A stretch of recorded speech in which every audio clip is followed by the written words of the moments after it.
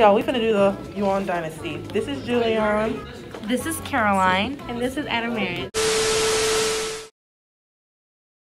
The Yuan dynasty was a period of time when China was under the rule of the Mongol Empire. The Yuan ruled China from 1279 to 1368.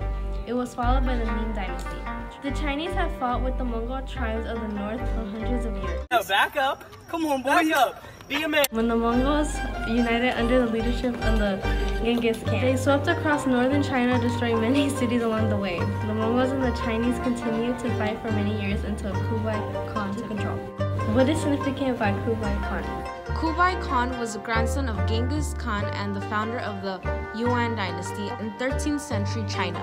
He was the first Mongol to rule over China when he conquered the Song dynasty of southern China in 1279. Kublai Khan took on much of the culture of the Chinese. He soon realized that although the Mongols were great warriors, they didn't know how to run a large empire. Kublai used Chinese officials to run the government, but he kept a close eye on them. But I gotta keep an eye out for Selena. Never quite trusting his former enemy. Kublai encouraged trade and communication with lands beyond China. He brought in people from all around the world. One of his famous visitors was Marco Polo from Europe. Kublai also permitted freedom of religion, including Confucianism, Islam, and Buddhism. A well-known traveler and explorer, Marco Polo,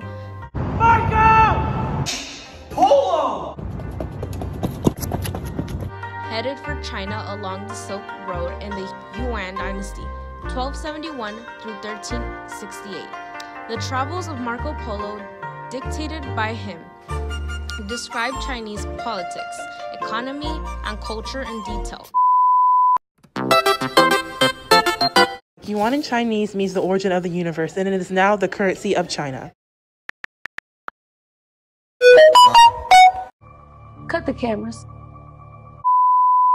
Racial groups. Do you say Black Lives Matter? In order to keep control of the Chinese subjects, Kublai instituted social classes based on race.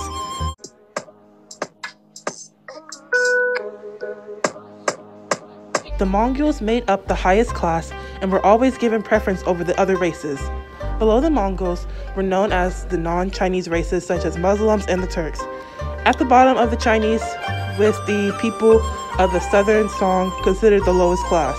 Parts of Chinese culture continued to flourish during the Yuan dynasty. The Yuan rulers encouraged advancement in technology and transportation. They also encouraged art such as ceramics, painting, and drama. In some ways, the Mongols became more like the Chinese over time. They were a small percentage of the overall population. Many Mongols, however, attempted to retain their own culture. They continued to live in tents and drink fermented milk and only married other Mongols. The downfall of the Yuan.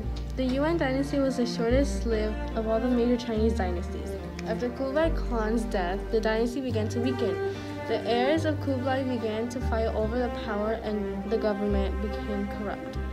Chinese rebel groups began to form to fight against the Mongol rule. In 1368, a Buddhist monk named Zhu Yuanxiang led the rebels to overthrow the Yuan. He then established the Ming Dynasty.